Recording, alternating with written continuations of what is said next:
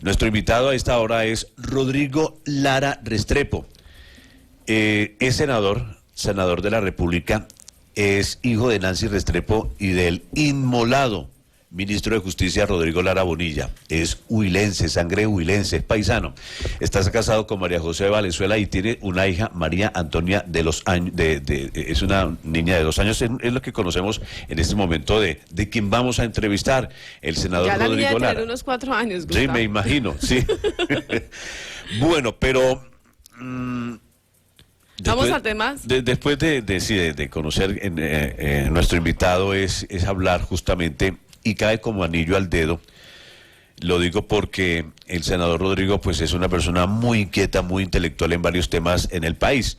Y una de ellas, indicimos, Erika, con la situación del nuevo presidente de los Estados Unidos, que ha llegado un demócrata a la silla de la Casa Blanca en los Estados Unidos. ¿Qué implicaciones tiene para el departamento, para el país mejor, para sí. Colombia, para todos estos procesos de paz, de reincorporación, de apoyos económicos para Colombia? Al senador Rodrigo Lara Restrepo lo saludamos. Muy buenos días. Bienvenido a los micrófonos de Caracol Guaviare. Alejandra, Gustavo, muy buenos días. Un saludo muy cordial para ustedes. Muy contento de estar en Caracol Guaviare. Sí, me preguntaba, Erika, ¿qué implicación podría tener hoy la silla que está ocupada por un demócrata, John Biden? Bueno, sí, eso, digamos que la política exterior de Estados Unidos en general no cambia mucho de un presidente a otro, porque cuando los países son tan grandes y tan importantes, es decir, cuando son, digámoslo así, un imperio, pues ellos se rigen por la administración de sus grandes intereses y pues de un presidente a otro no cambia mucho el tema de sus relaciones exteriores hacia otros países. Sin embargo, respecto del gobierno de Trump, que ha sido tan inusual y tan atípico, yo creo que sí va a haber cambios muy profundos en esta ocasión. El estilo de Trump en sus relaciones exteriores ha sido más bien errático y ha sido bastante unilateral.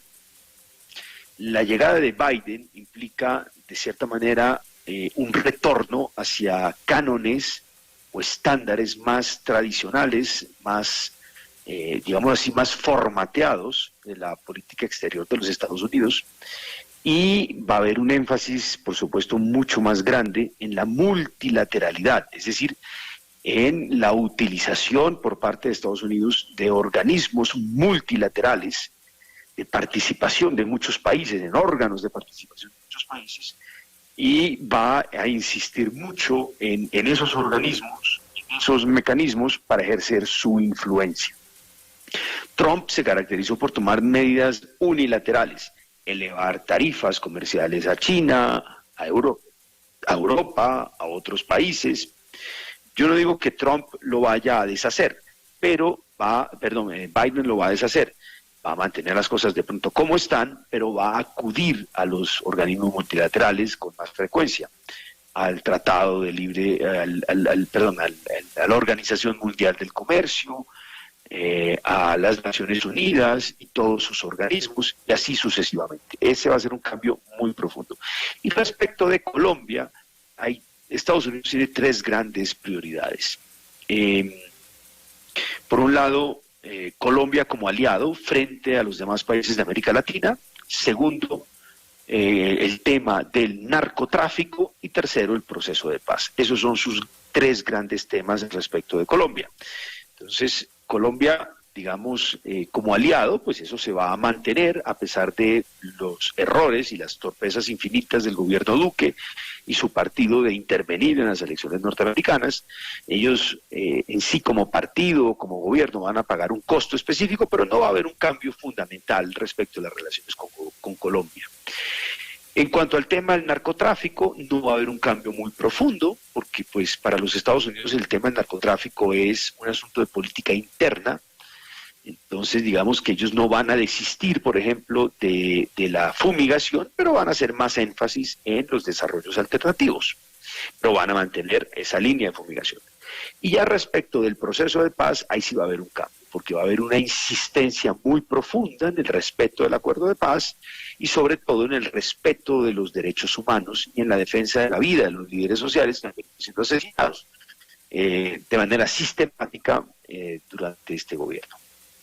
Hay quienes piensan que el estilo de Donald Trump era el que hacía falta, que fuera fuerte, que no se la dejara, entre comillas, montar de China, quienes han ejercido pues todo este problema del COVID-19 y la manera pues como el mundo se ha visto afectado por un error de manejo de esta enfermedad al interior de su país, y que Donald Trump era el que realmente le iba a poner freno a eso, y que ahora pues con Biden pues ya prácticamente se acaba esa mano dura. Van a cambiar las formas, indiscutiblemente. Biden es, pues, digamos, un presidente formal o tradicional de los Estados Unidos. Va a haber un recurso hacia los discursos multilaterales, hacia las buenas formas, pero no va a haber un retroceso respecto de muchas de las medidas que tomó el presidente Trump. Es decir, Estados Unidos de cierta forma tenía la necesidad de apretar ciertas tuercas con China, básicamente porque China se convirtió en un competidor económico de los Estados Unidos, un competidor económico muy agresivo, y en particular en el desarrollo de tecnologías de punta, que es lo que pone, digamos, a los Estados Unidos en una situación de vulnerabilidad. Y digamos que Trump, con su estilo tosco y torpe, hizo ciertas tareas de manera muy burda y muy directa que el presidente Biden no va a echar para atrás. No obstante, va a cambiar la forma de su discurso, va a volver a acudir hacia las formas más consensuales, hacia formas más diplomáticas, y bueno, pues eso es lo que vamos a observar respecto de China. Bueno, y ahora hablemos de la afectación, ya cambiando un poco de tema, doctor Rodrigo Lara Restrepo, senador de la República, con quien tenemos la oportunidad de tener este diálogo que es escuchado para todo el departamento del Guaviare y sur del Meta. Hablemos de la afectación económica, COVID-19, toques de queda en el Guaviare, en Colombia. Oiga, los comerciantes, la comunidad ya no da más, económicamente se están muriendo de hambre, de Erika, manera literal. y sobre todo, ¿qué nos depara este año 2021 frente a lo que usted dice, la situación de COVID, pero en el panorama económico del país no es muy claro? No, es terrible, es catastrófico por dos circunstancias. Primero, pues porque, a ver, en todo el mundo se ha vivido la misma pandemia. Lo que varía de un país a otro es el tipo de ayudas que han ofrecido los gobiernos. En el caso de Colombia, pues el gobierno ha sido bastante austero, por no decir bastante tacaño, con los hogares colombianos y con las empresas colombianas. Cuando apareció la pandemia en el mes de marzo, muchos países se encerraron, se cuarentenaron, y lo que hicieron muchas naciones fue meterse la mano al bolsillo y destinar recursos, primero para los hogares, es decir, para sostener los hogares, y en segundo lugar para sostener el empleo a través de subsidios a la nómina. ¿En qué falló el gobierno de Colombia? Pues en que fue muy tímido respecto a los hogares. El gobierno de Colombia pensó que los hogares más pobres o una familia pobre puede vivir con 160.000 pesos mensuales. Obviamente nadie vive con 160.000 pesos mensuales, pero usted sabe que tenemos un gobierno de derecha populista. Y la derecha populista, pues, poco le importa la situación de los más pobres. Y respecto de las empresas, el gobierno se demoró mucho en implementar el subsidio a la nómina, y cuando lo implementó, no llegó a las microempresas. Llegó a las grandes empresas y a las empresas medianas.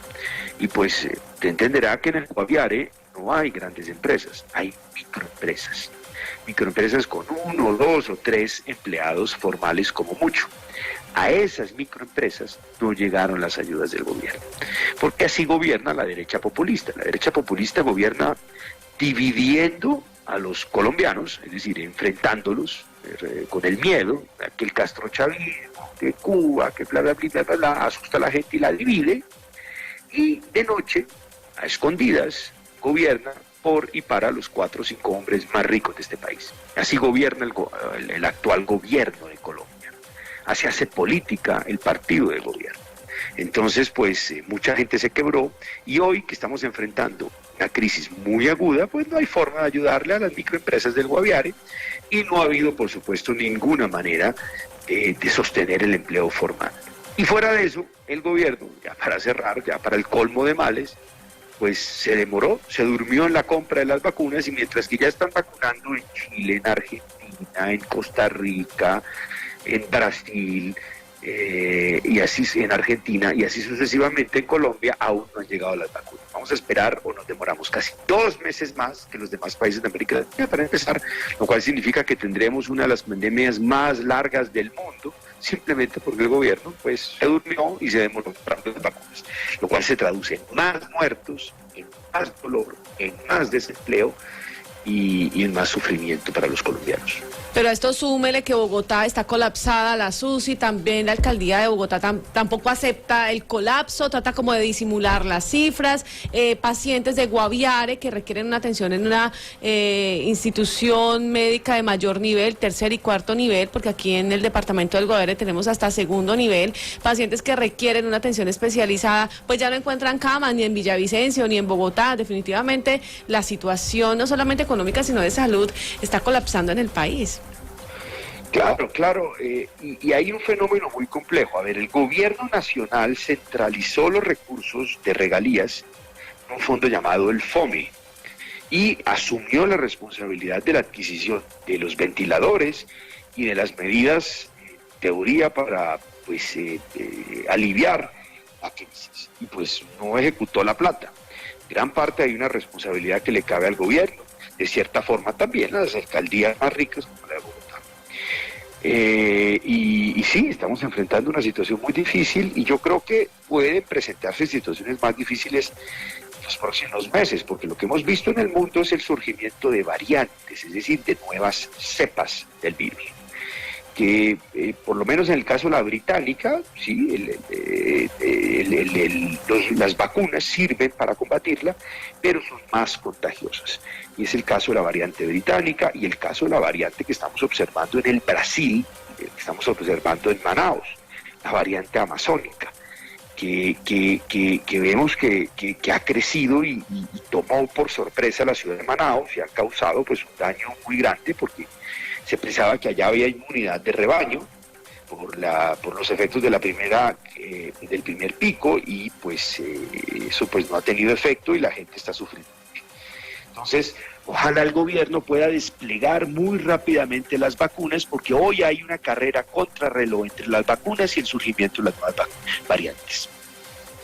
Senador Rodrigo Lara, retomando el tema que justamente hablaba Erika sobre la situación económica del país, ¿es posible que se pueda presentar o se pueda estar hablando de una posible declaración de alerta económica en el país? Le hemos solicitado al gobierno nacional que convoque a sesiones extras del Congreso de la República. ¿Para qué? Por ejemplo, nosotros presentamos un proyecto de ley para extender el subsidio a la nómina a las microempresas y extenderlo 6 meses más.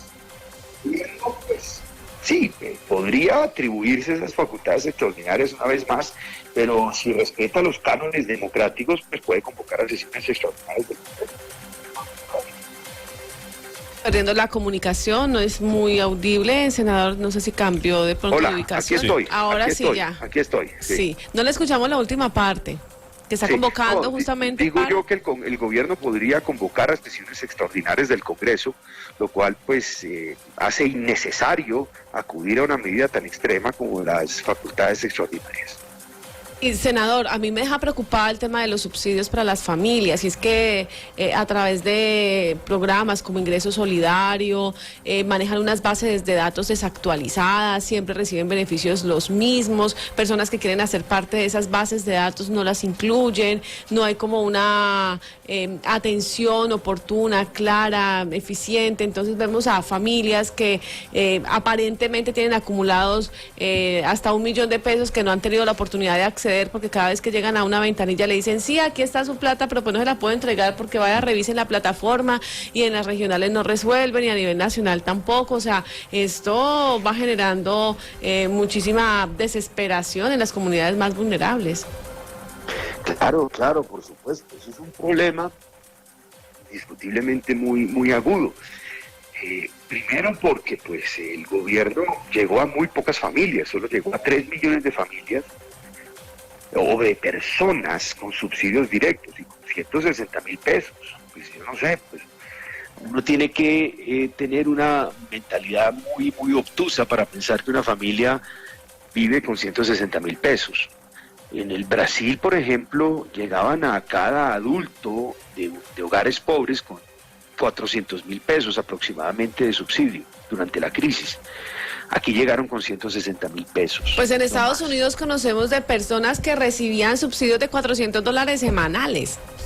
Bueno, en Estados Unidos ya imagínense. Pues claro, o sea, el negocio era estar en pandemia. Aquí con 160.000 pesos, pero esa es la filosofía de un gobierno de derecha populista.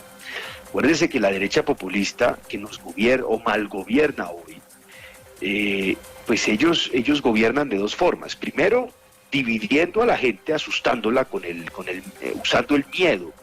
Entonces, que el castrochavismo, que aquí, que allá, que papapí, papapú. Y por la noche gobiernan para los hombres más ricos. Entonces, el gobierno fue muy generoso con los bancos, por ejemplo. Le destinó cerca de 13 millones de pesos al inicio de la crisis en créditos subsidiados del Banco de la República, plata que ellos se embolsillaron en dividendos, en utilidades al siguiente mes, y con los hogares colombianos más pobres 160.000 pesos. Y a las microempresas que necesitaban subsidio a la nómina, las dejó por fuera del subsidio de la nómina. Subsidió la nómina de los bancos, de los supermercados grandes, y dejó por fuera a estas microempresas.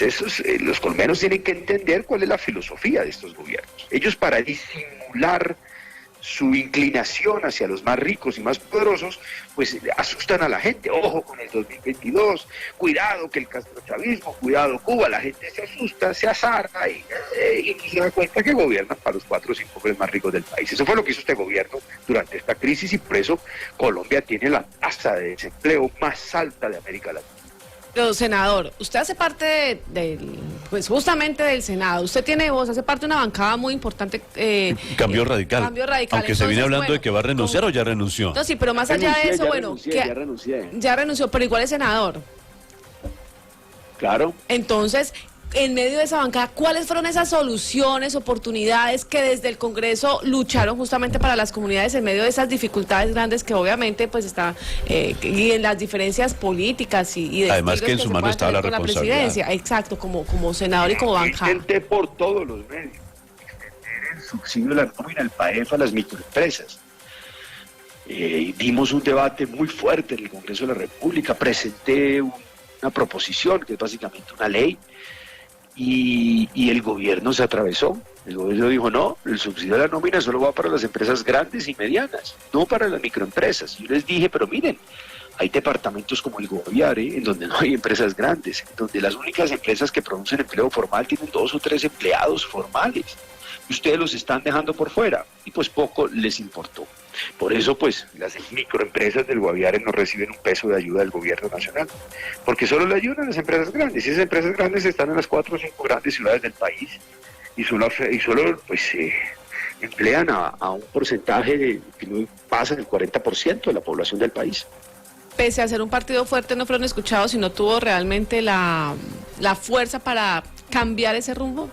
Lo que pasa es que el gobierno usa la mermelada y el Congreso virtual para derrotar a las fuerzas que tomamos partido por las microempresas y los sectores más desfavorecidos del país. Viando de tercio y ahora sí hablando de la renuncia, ¿por qué se va de Cambio Radical? Es que está de moda, ¿no? Bueno, yo la verdad renuncié efectivamente al partido el año pasado con el propósito de crear un movimiento político llamado liberal socialdemócrata, porque yo creo que el país necesita reformas sociales y en su estructura de producción económica muy profundas. Colombia tiene que romper con esta política de la división que caracteriza a la derecha populista que nos gobierna y a la izquierda marxista. Si usted observa la extrema izquierda, el doctor Petro, y la derecha populista del gobierno Duque, hacen política de la misma manera, dividiendo a la gente. Entonces la derecha lo hace con el miedo, enfrenta a los colombianos usando el miedo, unos contra otros, para poder gobernar para los más ricos por la noche a escondidas, y la izquierda extrema gobierna también dividiendo a los colombianos sobre la base de las frustraciones y los resentimientos que produce un sistema tan desigual como este. Yo creo que es hora de apostarle a un proyecto político liberal, es decir, que cree en las instituciones democráticas, en la democracia liberal, que eso nos hace muy distintos de la izquierda, que crea al mismo tiempo en la economía de mercado, que también nos distinga de la izquierda radical, pero que apuesta por un modelo económico socialdemócrata, es decir, de profundas reformas sociales. Es decir, nos distinguimos del gobierno actual porque no creemos que la política social sea una política social de mínimos, como eso de 160.000 pesos para hogares, o no ayudar a las microempresas, y al mismo tiempo creemos que el Estado debe lograr una sociedad más equilibrada, más equitativa, y debe inocular un principio muy profundo de solidaridad en la economía y en la sociedad colombiana. Es decir, llevar a cabo reformas estructurales muy profundas, pero en el marco de la democracia liberal. Pues, senador Rodrigo Lara Restrepo, agradecemos sus opiniones, su tiempo para escuchar justamente ese pensamiento en torno a esta problemática del país en materia económica, en materia política y también en materia de política internacional. Muchas gracias por estar con nosotros aquí en Caracol. Gustavo, Alejandra, ha sido un placer. Muchas gracias por tan amable invitación.